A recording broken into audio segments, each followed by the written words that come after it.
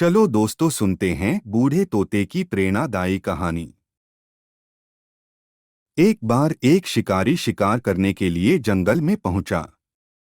उसने अपने तीर पर बहुत ही खतरनाक जहर लगाया और शिकार को निशाना बना करके उसने तीर को छोड़ा, लेकिन उसका तीर चूक गया और तीर एक पेड़ पर जा लगा। वह पेड़ बहुत ही हरा भरा और बहुत सारे तोते उस पेड़ पर रहते थे। जैसे ही वह जहरीला तीर उस पेड़ पर जाकर लगा, वह पेड़ धीरे धीरे सूखने लगा और उस पेड़ पर जो भी तोते रहते थे वह एक एक करके उस पेड़ को छोड़कर जाने लगे। उस बड़े से पेड़ के कोटर में एक बहुत ही बूढ़ा तोता रहता था जो बहुत ही धर्मात्मा और अच्छे मन का था। सभी तोते उस पेड़ को छोड़कर जाने लगे थे, लेकिन वह बूढ़ा तोता जाता था, दाना लेकर के आता और उसी कोटर में आकर के बैठ जाता था, परंतु उस पेड़ को छोड़ने को तैयार नहीं था। बूढ़े तोते के साथियों ने कई बार आकर के उसे समझाया कि यह पेड़ सूख रहा है और किसी दिन गिर भी जाएगा, चलो किसी और पेड़ पर चल कर रहा जाए, परंतु वह बूढ़ा तोता वहां से जाने को तैयार नहीं हो रहा था।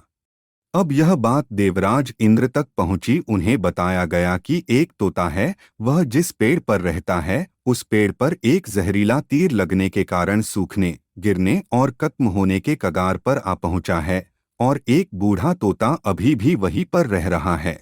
देवराज इंद्र प्रकट हुए और उस बूढ़े तोते से कहने लगे कि आप बहुत धर्मात्मा है, बहुत ही अच्छे मन के हैं, लेकिन आप इस पेड़ को छोड़कर किसी और पेड़ पर चले जाइए, क्योंकि यह पेड़ कुछ ही दिनों में गिर जाएगा।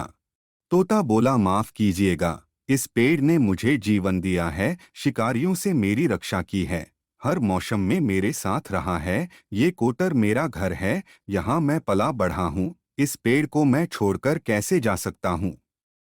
इस पर संकट आया है तो क्या मैं इसे छोड़कर चला जाऊं? मैं ऐसा कभी नहीं कर सकता। देवराज इंद्र तोते के इस बात से बहुत ही प्रसन्न हुए। उन्होंने तोते से कहा, मैं आपके इस बात से बहुत ही खुश हूँ, मांगो जो आपको मांगना हो।